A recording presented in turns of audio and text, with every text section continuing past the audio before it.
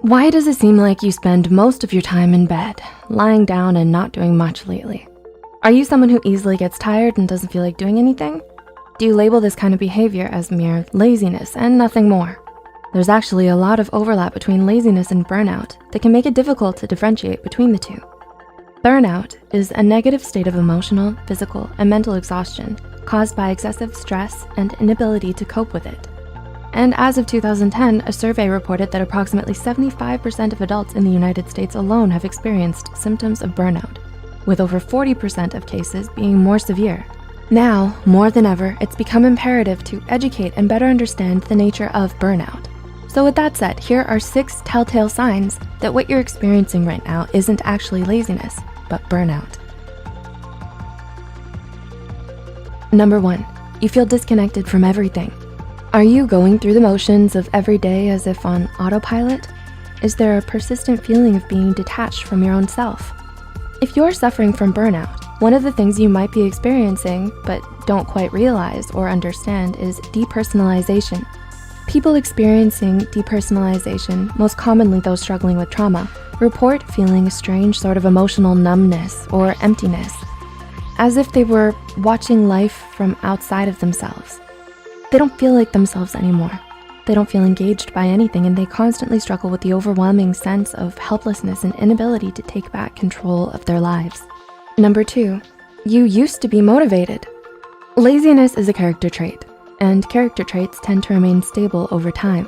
A lazy person doesn't ever feel like exerting effort or applying themselves to things. But if you used to be self-motivated and high-achieving, often excelling in certain areas, and have only recently become exhausted, apathetic, and unmotivated, then it's more likely that you're suffering from burnout and not laziness like most people would think. Number 3, you used to be passionate. A clear difference between someone who's burnt out and someone who's lazy is that the former used to have things they were passionate about, but may now be struggling to find interest or enjoyment in anymore. Whether it's a talent, a sport, or just your academic or professional performance in general, burnout can make it hard for you to do the things you once loved or felt passionate about. You might even come to hate or resent it because of how much you overworked yourself and pushed yourself to the brink because of it. Ouch. Number 4, you've become moody and irritable. Do you suddenly find yourself snappy and easily irritated? Do you often feel emotionally out of control nowadays and don't know why? Moodiness and irritability are common but often overlooked signs of burnout. So if you start to have trouble controlling your emotions, especially when it never used to be a problem for you, this might be the reason why.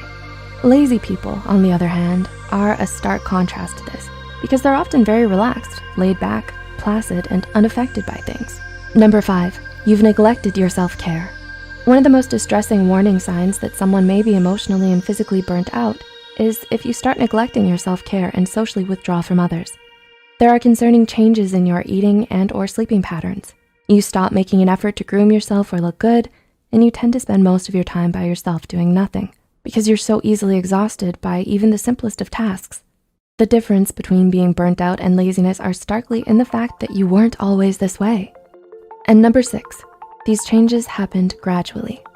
Finally, but perhaps most importantly, something you should know about burnout is that it develops in stages. So all of the points mentioned before, losing interest and motivation, especially in things we used to love, feeling detached from yourself and disconnected from everything around you, socially withdrawing and neglecting your self-care, won't just happen overnight. Studies show that there are actually 5 major stages of burnout, each with increasing degrees of severity.